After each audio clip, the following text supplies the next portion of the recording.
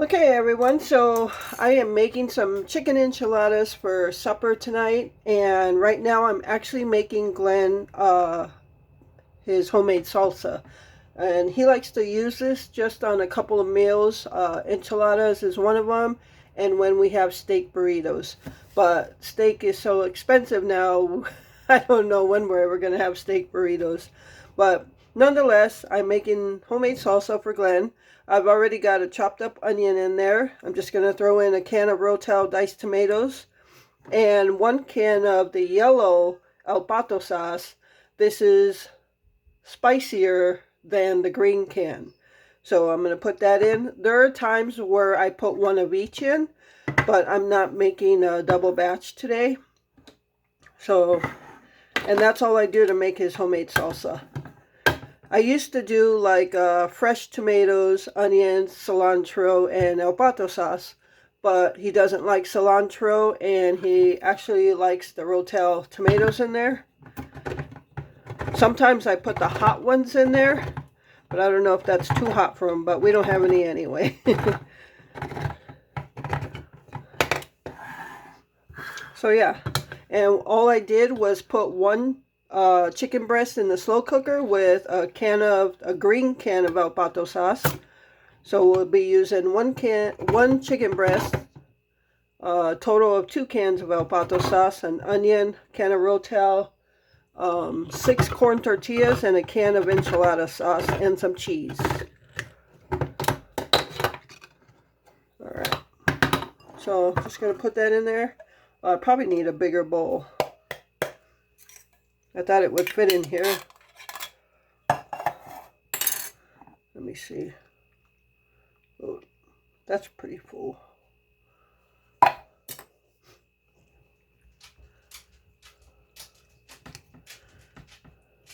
Yeah, I probably need a bigger bowl to give it a good mix. Darn it. I hate when I dirty dishes unnecessarily like that. I think that'll be okay. That should be okay. And that's perfect because this has a lid. I love these actually.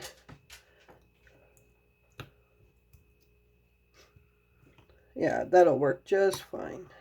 No need to dirty another bowl. And I don't eat salsa. It's so funny because I'm the Mexican and he's not. And he eats more spice than I do. I'm not a spice person. I think I was traumatized when I was about 5 years old. And ever since then, I refused to eat spicy food. So when we were kids, my brother and and I think I was about 5 years old. I was a little one. And my dad told us to take a bite of a jalapeno. So we did. I ran around the house like crazy with my tongue hanging out, just trying to trying to get it to cool off. And ever since then, I don't eat spicy food. So all right, so the salsa is done. That's basically what it is. It's an easy salsa. And that's it. So I'm going to put this to the side and then I'm going to start putting things together for the enchiladas. Okay, so I have my chicken in here. This was the dish from the slow cooker. It's already done. It's been done. So all I did was take some out of here and put some in this bowl. And I'm going to take this to the stove. I'm not worried about it getting cold because the enchiladas are going to go in the oven anyway. So that's going to heat it back up. All right, so that way I don't have to take this whole thing. I could just put some in a bowl and take it to the stove to fix the enchiladas. But yeah, this has a can of the green El Pato sauce. But all right, so we're going to get started. All right, so what I have over here, the smaller pan, I have oil in there. I usually fry up my corn tortillas just a little bit, not to the, I don't need them all the way crunchy, but I need them a little bit. So, and in there, I'm going to put the can of enchilada sauce, And this is something we received from the food pantry, so we're putting some use to it. And then I've got the chicken over here. This is the plate I'll be putting the enchiladas on. So if you've watched my videos before when I make enchiladas, you know that I don't put them all in one casserole dish. I put them on the individual plates. That was the oven. I have it preheated to 350 degrees, but these are oven safe plates. So make sure if you do it this way, make sure your plates are oven safe. And I put the individual plates on a cookie sheet and then put them in the oven. That way I'm not dirtying another dish in the casserole dish. I just go directly to this and I don't have to clean a casserole dish. So every little bit helps in not cleaning up extra dishes. So, all right, so I'm gonna open up the enchilada sauce, get it in the pan. I am gonna warm it up a little bit. I should start preheating this.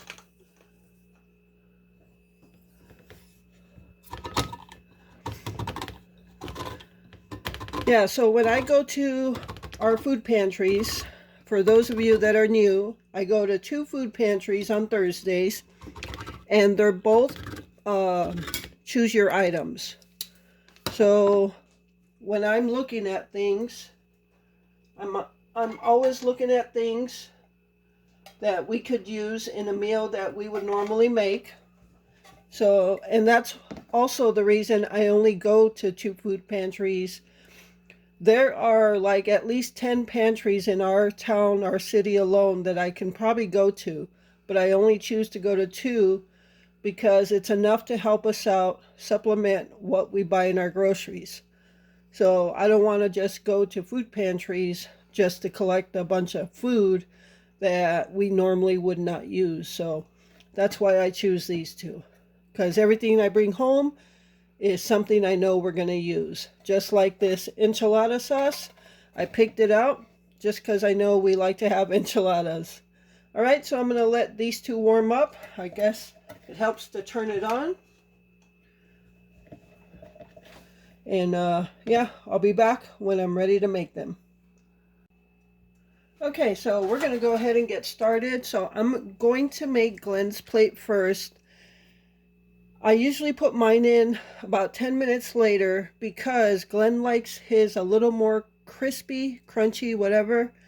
And and that means his cheese on top is going to be a little harder. I like my cheese gooey. And so I put mine in for like 10 minutes. His goes in for like 20 minutes. So I just throw his in first. All right, so we usually get 3 each. So I'm just going to, with my tongs, put it in the oil. Again, I don't need it to be all crunchy.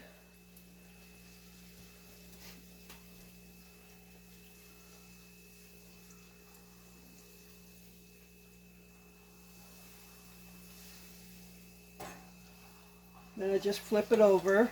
And once I put it in the enchilada sauce, it's going to soften up anyway.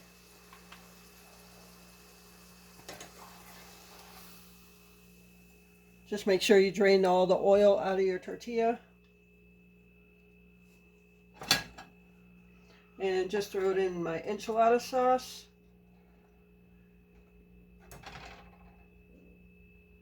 Throw it on the plate.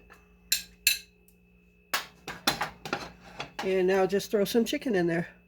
Again, the chicken, not worried about if it's not hot because it's going in the oven. Probably a little more chicken in there. And then I just roll it up. And I can feel that the tortilla is still a little crunchy, so that's good. And that's how I make them. And then after I get his 3, we'll go to the counter, clean it up a little bit, put the cheese, and then put them in the oven. So I'm going to go ahead and make his other 2, and then we'll meet back at the counter. Okay, everyone, so his 3 are done. I just like to clean up the plate a little bit. Looks nicer, and that way the sauce that's all over the plate doesn't burn too. Doesn't have to be perfect. All right, so now once they're at this stage, I don't actually put more enchilada sauce on it. I know a lot of people do, but to us that just makes it soggy, and we don't want it soggy. This is actually the perfect amount. So whatever enchilada sauce we don't use today, I'll save, and we'll probably have leftovers tomorrow.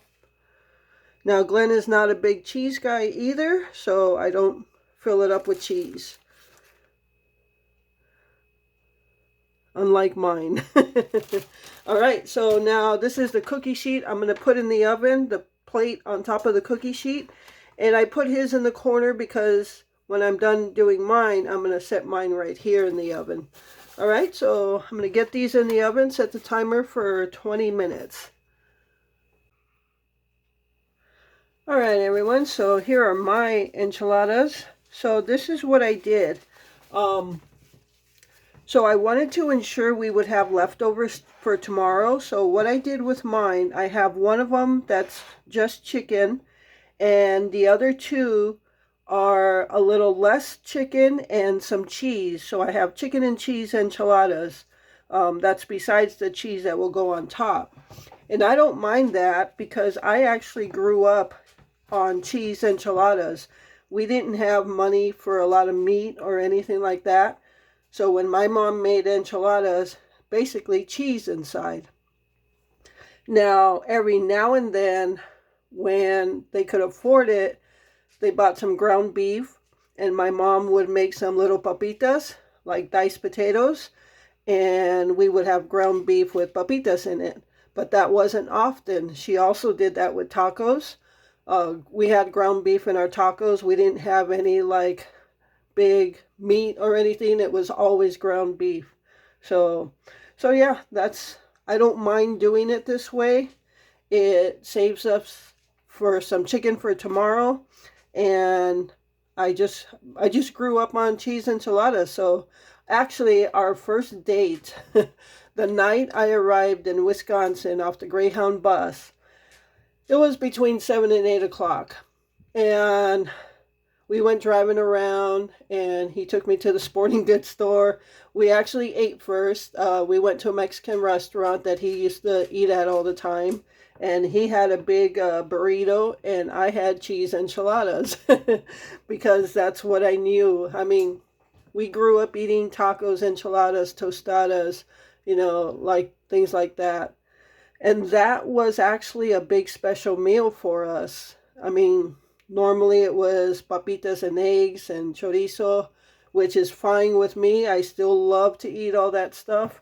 But something like this was a big meal for us. But that's the way it was when you were, short on money.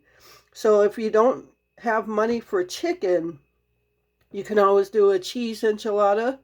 You can do a bean and cheese enchilada, like a refried bean or something. You can do it all kinds of ways. If you're short on money for food, improvise. That's all I can say. Just, and that's what I did here to stretch our chicken, well, one chicken breast for tomorrow's leftovers. And it's almost time for me to put mine on. So, oh, I need my cheese on there. What am I doing? I'm yapping away and don't have my cheese on there. That would be so terrible. All right, so unlike Glenn, I love cheese. So I'm having some enchiladas with my cheese.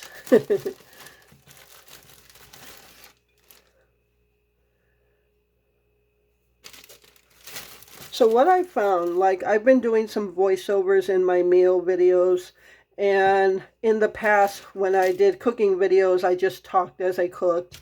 And what I found is like when I do voiceovers, it's not as personal, like I'm talking to you right now and telling you stories.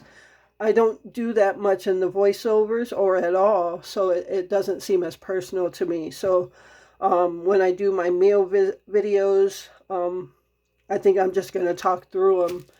So yeah, I was missing that, I guess. So just thought I'd throw that out there. All right, I'm going to go ahead and put mine in the oven, and we'll be back when we're done. Well, when we're ready to eat.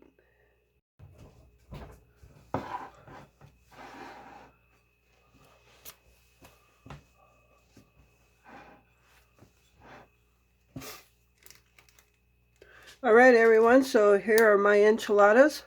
I've never had this happen, but the cheese doesn't look like it melted all the way. That's okay. I didn't make any guacamole or anything this time, so I'm just going to throw some sour cream on it. Glenn's already got his. I took him some salsa. So that is it.